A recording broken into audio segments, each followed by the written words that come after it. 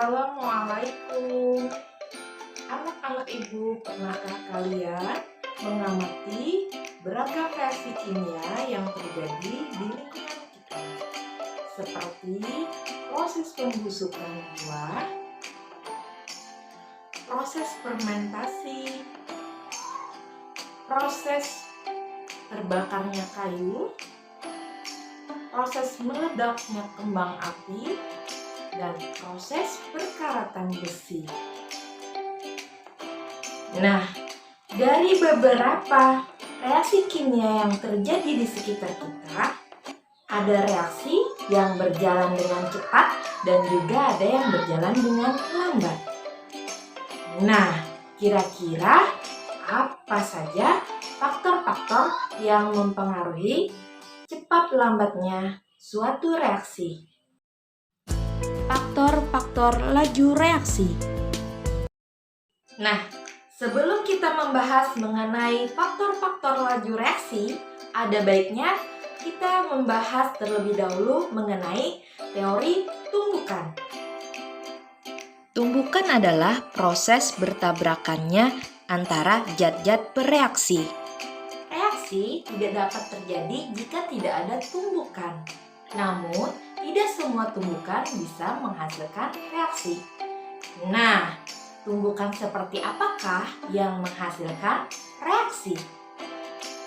Tumbukan yang dapat menghasilkan reaksi adalah tumbukan yang efektif. Tumbukan yang efektif dapat dilihat dari 3 hal.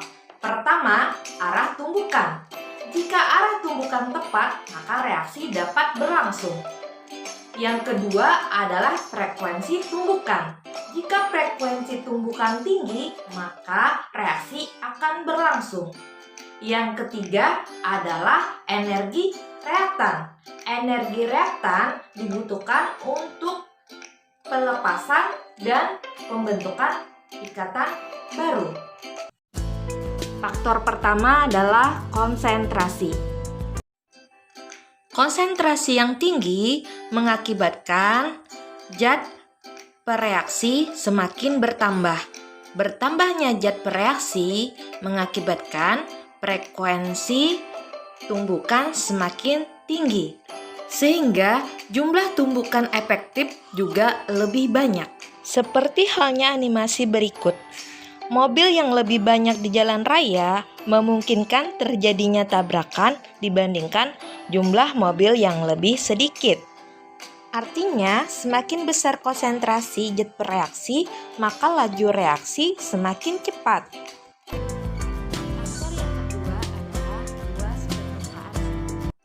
Perhatikan tahu berikut. Potongan tahu yang lebih kecil akan lebih cepat matang dibandingkan tahu yang berukuran lebih besar.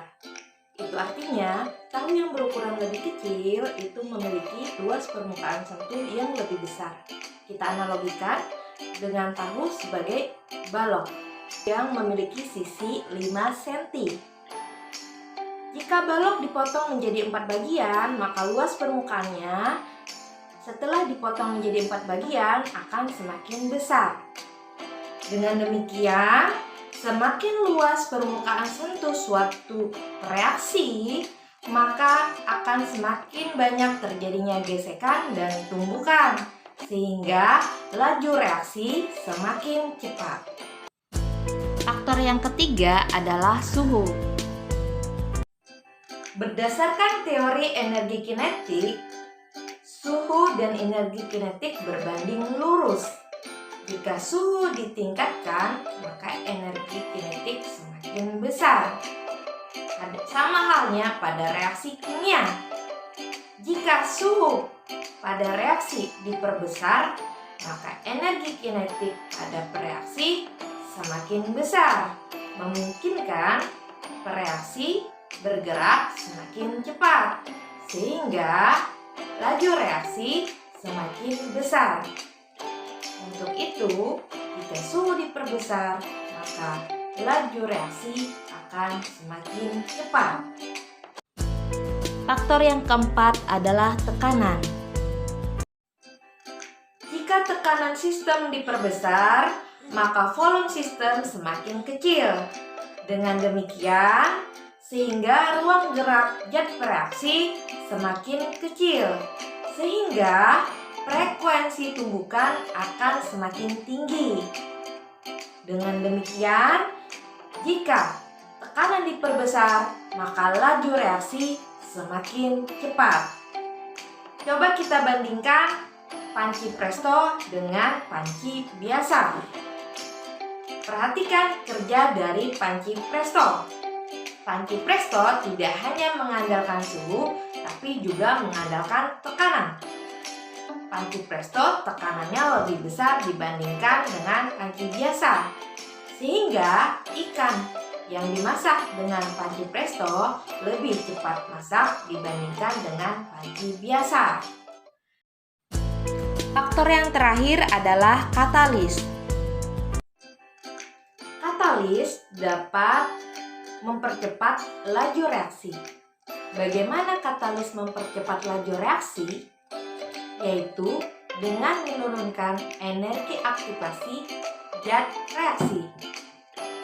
Energi aktivasi itu sendiri adalah energi minimum yang dimiliki zat bereaksi untuk bisa bereaksi. Nah, kita umpamakan energi aktivasi adalah sebagai hambatan. Dengan adanya katalis, maka dapat memperkecil hambatan. Nah, terlihat dari ilustrasi gambar berikut. Pegunungan itu merupakan hambatan yang harus dilintasi oleh si pesepeda. Namun, dengan adanya katalis, maka akan menjadi jalan lurus. Demikian penjelasan tentang faktor-faktor yang mempengaruhi laju reaksi. Semoga bermanfaat. Terima kasih. Wassalamualaikum warahmatullahi wabarakatuh.